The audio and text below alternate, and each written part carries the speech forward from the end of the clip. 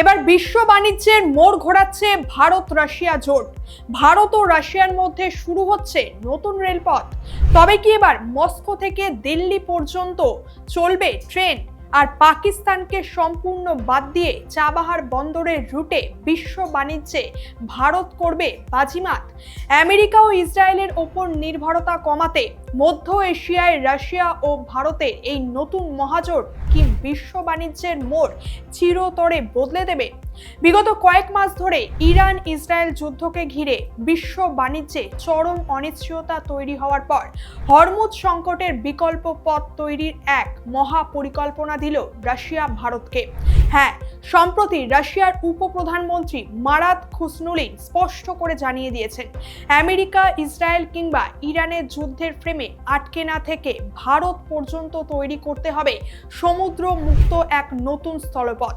তবে শত বছরের বরফে ঢাকা রাশিয়ার সেই উষ্ণ জলের সমুদ্রের স্বপ্ন কি সত্যি পূরণ হতে চলেছে?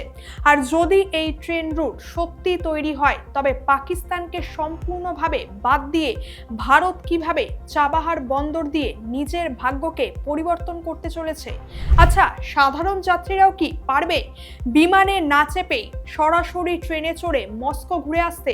চলুন আজ একেবারে সহজ ভাষায় আলোচনা করা যাক এই সমস্ত বিষয়ের খুঁটিনাটি তথ্য নিয়ে। নমস্কার, আপনারা দেখছেন টকিটিভ বাংলা, আপনাদের সঙ্গে আমি বৈশাখী। সম্প্রতি রাশিয়ার উপপ্রধানমন্ত্রী মারাত খুসনুলিন রাশিয়ার রাষ্ট্রীয় বার্তা সংস্থা তাসকে দেওয়া একটা সাক্ষাৎকারে একটা অত্যন্ত গুরুত্বপূর্ণ প্রস্তাব পেশ করেছেন। তিনি স্পষ্টভাবে সেখানে বলেছেন, রাশিয়া থেকে সরাসরি ভারত মহাসাগর এবং ভারত পর্যন্ত একটা নতুন স্থলভিত্তিক রেলপথ নির্মাণের সম্ভাবনা খতিয়ে দেখা উচিত।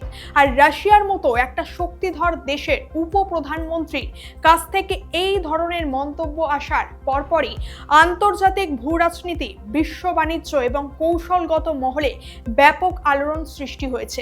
যদিও রাশিয়াকে এশিয়ার দক্ষিণ অঞ্চলের সাথে যুক্ত করার বা ইউরেশিয়ান করিডর তৈরির ধারণাটি একেবারেই নতুন নয়, কিন্তু মারাত খুসনুলিন যেভাবে চলমান বিশ্ব সংকটকে সামনে রেখে প্রস্তাবটি পেশ করেছে তা এই মুহূর্তে অত্যন্ত তাৎপর্যপূর্ণ। কিন্তু হঠাৎ এই সময় কেন এই প্রস্তাব?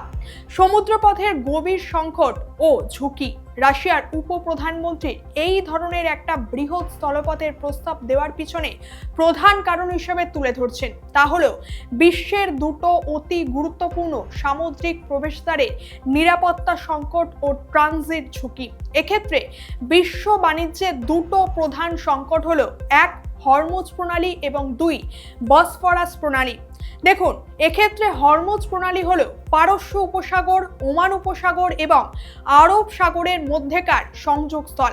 আর এই স্বাভাবিক সময় এই পথটা দিয়ে বিশ্বের মোট বৈশ্বিক তেল তথা বাণিজ্যের প্রায় 20% থেকে 25% এবং বিশ্বব্যাপী এলএনজি চালানোর প্রায় 20%ই পরিবাহিত হয়। তবে সাম্প্রতিক সময় পরিস্থিতি ভয়াবহ রূপ নিয়েছে আর তার সাক্ষী থেকেছে গোটা বিশ্ব।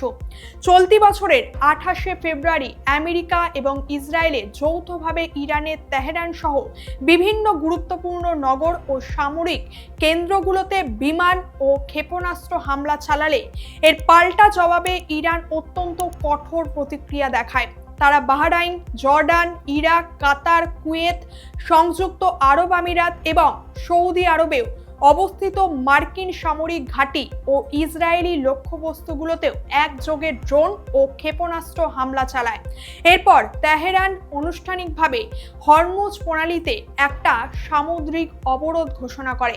আর এই অবরুদ্ধকরণের মূল লক্ষ্যই হলো মার্কিন যুক্তরাষ্ট্র, ইসরায়েল এবং তাদের মিত্র দেশগুলোর সাথে যুক্ত যে কোনো বাণিজ্যিক বা সামরিক জাহাজকে আটকানো।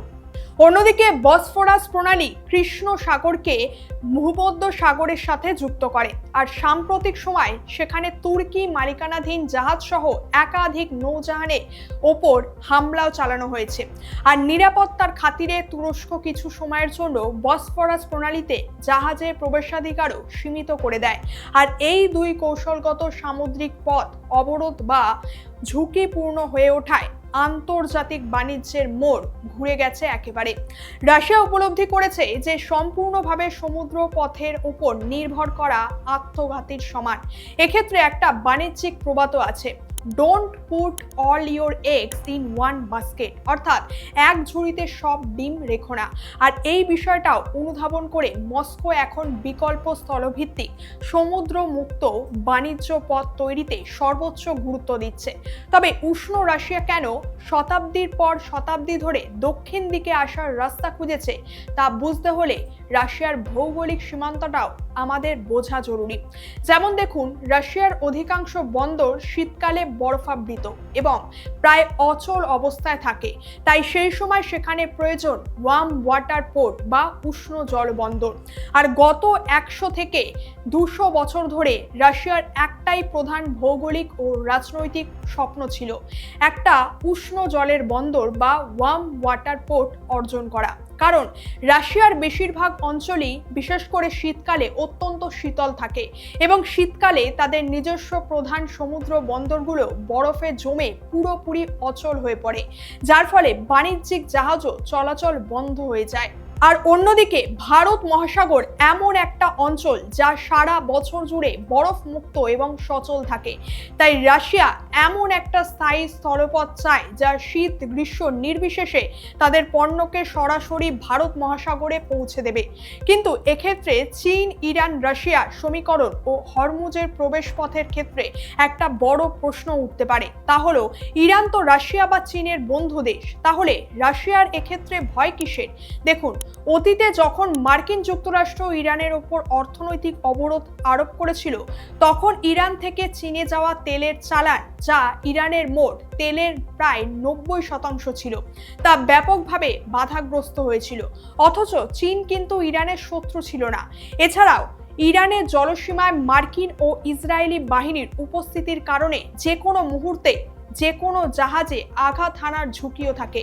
এর ফলে ইরান বন্ধুভাবাপন্ন হলেও সমুদ্রপথের ওই মানসিক চাপ ও অনিশ্চয়তা বাণিজ্যকে অচল করে দেয়। এর পাশাপাশি ইসরায়েল ও মার্কিন যুক্তরাষ্ট্র দুটোই পারমাণবিক শক্তিধর পক্ষ।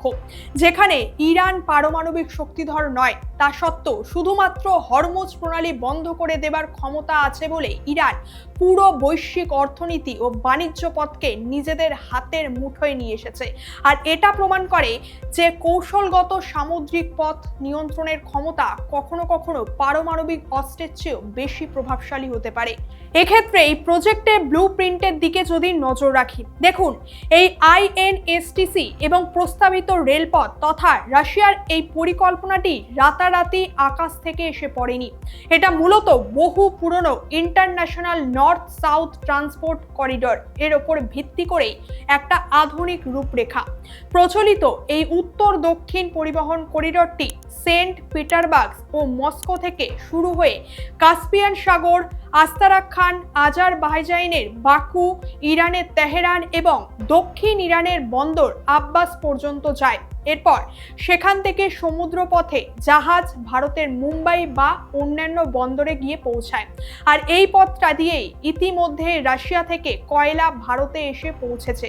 আর রাশিয়ার উপপ্রধানমন্ত্রী মারাত খুসনুলিনের প্রস্তাবটি নতুন স্থলপথের রুটটা হলো রাশিয়া থেকে তুর্কমেনিস্তান, এরপর ইরান, এরপর আফগানিস্তান, এরপর আফগানিস্তান থেকে পাকিস্তান, এরপর পাকিস্তান থেকে ভারত অথবা কাজাখস্তান ও তুর্কমেনিস্তানের বর্তমান রেল নেটওয়ার্ককে ব্যবহার করে ইরানে প্রবেশ করবে এবং সেখান থেকে পাকিস্তান হয়ে সরাসরি ভারতের স্থল সীমান্তে এসে পৌঁছাবে।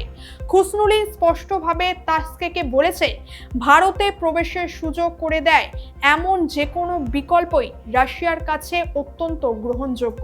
আচ্ছা, তবে এক্ষেত্রে পাকিস্তানের অন্তর্ভুক্তির প্রস্তাব কি বাস্তব নাকি কাল্পনিক ধারণা? দেখুন, খুসনুলিনের প্রস্তাবে পাকিস্তানের কথা বলা হলেও বাস্তব রাজনীতির নিরিখে এই পথটা অত্যন্ত বিতর্কিত এবং জটিল। তার কারণ যেমন দেখুন, পাকিস্তান রুটের বাধা ও ভারতের স্ট্র্যাটেজিক অবস্থান, অর্থাৎ সন্ত্রাসবাদ ও ব্ল্যাকমেইলিং এর আশঙ্কাও রয়েছে এক্ষেত্রে। কারণ দেখুন, পাকিস্তান ভারত বিরোধিতাকে তাদের প্রধান পররাষ্ট্র নীতি বলে মনে করে। আর এর আগে ভারত যখন অমৃতসর লাহোর হয়ে আফগানিস্তান, তাজিকিস্তান ও তুর্কমেনিস্তানে বাণিজ্যিক প্রবেশাধিকার করতে চেয়েছিল এবং বিপুল ট্রানজিট ফি দেওয়ারও প্রস্তাব দিয়েছিল, পাকিস্তান তখন তা সরাসরি প্রত্যাখ্যান করেছিল। এর পাশাপাশি আমরা জানি পাকিস্তানের নিজেদেরই অভ্যন্তরীণ রেল নেটওয়ার্কই একেবারে ভেঙে পড়েছে, আর নতুন করে হাজার হাজার কোটি টাকা বিনিয়োগ করে আন্তর্জাতিক মানের রেল অবকাঠামো তৈরি করার আর্থিক বা প্রযুক্তিগত সামর্থ্যও নেই এই মুহূর্তে তাদের কাছে। আর এছাড়া এই করিডোর চালু হলেও পাকিস্তান যাতায়াতকারী ভারতীয় পণ্য আটকে ব্ল্যাকমেল করতেও পারে বা সীমান্তে সন্ত্রাসী হামলাও চালিয়ে বাণিজ্য বন্ধ করেও দিতে পারে। আর তাই চাবাহার বন্দর বাইপাস মডেলের ক্ষেত্রে এই প্রকল্পের সেরা সমাধান হলো পাকিস্তানকে পুরোপুরি বাদ দিয়ে দেওয়া বা বাইপাস করে দেওয়া, অর্থাৎ রেল লাইন রাশিয়া থেকে তুর্কমেনিস্তান ও আফগানিস্তান হয়ে সরাসরি দক্ষিণ ইরানের চাবাহার বন্দর পর্যন্ত আনা। আর যেহেতু ভারত চাবাহার বন্দরে ইতিমধ্যে বিলিয়ন বিলিয়ন ডলার বিনিয়োগ করেছে এবং পরিচালনাও চুক্তি করেছে, তাই চাবাহার থেকে সরাসরি সমুদ্রপথে মাত্র কয়েকদিনে মুম্বাই বা গুজরাটের বন্দরে পণ্য পৌঁছানো সম্ভব হবে এবং এটা সম্পূর্ণ নিরাপদ, স্থায়ী এবং যে কোনো ভূ রাজনৈতিক ঝুঁকি থেকেও মুক্ত। সেই সঙ্গে রাশিয়া থেকে ভারতে ট্রেনে ভ্রমণ করার ধারণাটিও সাধারণ মানুষ এবং ভ্রমণ পিপাসুদের মনে ব্যাপক উদ্দীপনা তৈরি করেছে। তবে বাস্তবে যাত্রীবাহী ট্রেন চলাচলের রূপরেখা বা রুট ম্যাপটা কেমন হবে? দেখুন, যাত্রী পরিবহনের বর্তমান অবস্থা যদি দেখি, সেক্ষেত্রে এখনই কোনো যাত্রীবাহী ট্রেন থাকছে না। রাশিয়ার এই প্রস্তাবটা পুরোপুরি মালবাহী যোগাযোগের জন্য। টিকিট ব্যবস্থা, সময়সূচি বা ভ্রমণ সংক্রান্ত কোনো চুক্তিও এখন নিশ্চিত হয়নি। তবে এক্ষেত্রে প্রযুক্তিগত ও কূটনৈতিক বাধাও আছে। এক্ষেত্রে 4 থেকে 5টা দেশের ট্রানজিট ভিসা পাওয়া অত্যন্ত জটিল, যেমন রেল গেজ বৈষম্য, রাশিয়ার ব্রড গেজ এবং মধ্যপ্রাচ্যের বিভিন্ন রেল লাইনের ট্র্যাকের মাপে পার্থক্য রয়েছে, যা পরিবর্তন করাও ব্যয়বহুল। এছাড়া একাধিক স্পর্শকাতর সীমান্ত অতিক্রম করার মতো নিরবচ্ছিন্ন নিরাপত্তা ব্যবস্থাও এখনো তৈরি হয়নি। তবে বহু দেশীয় চুক্তির মাধ্যমে এই করিডোর সম্পূর্ণ চালু ও স্থিতিশীল হয়, তবে ভবিষ্যতে এটা পর্যটনে নতুন দিগন্ত খুলে দিতে পারে। এক্ষেত্রে সেটা ট্রান্স সাইবেরিয়ান রেলপথের মতো বিশ্বের অন্যতম দীর্ঘ দর্শনীয় ট্রেন যাত্রায় পরিণত হতে পারে। অন্যদিকে প্রাচীন সিল্ক রুটের ঐতিহাসিক শহরগুলো যেমন তাসখান্দ, সামারকান্দ, তেহরান ঘুরে দেখার একটা অসামান্য সুযোগও তৈরি হবে। এছাড়া বিমানে ভ্রমণের পরিবর্তে ধীর গতিতে কিন্তু গভীর অভিজ্ঞতামূলক স্থল ভ্রমণে সুযোগও তৈরি হবে। সেই সঙ্গে খুসনুলিন কেবল আন্তর্জাতিক করিডোর নিয়েই কথা বলেননি, তিনি এর সাথে রাশিয়ার অভ্যন্তরীণ অবকাঠামো ও নির্মাণ খাতের একটা বিশাল অর্থনৈতিক হিসাবও তুলে ধরেছেন। রাশিয়ার অবকাঠামো ও নির্মাণ খাত বর্তমানে প্রতি বছর অতিরিক্ত 1 ট্রিলিয়ন রুবেল অর্থ বিনিয়োগ গ্রহণ এবং তা ব্যবহারের সক্ষমতাও রাখে।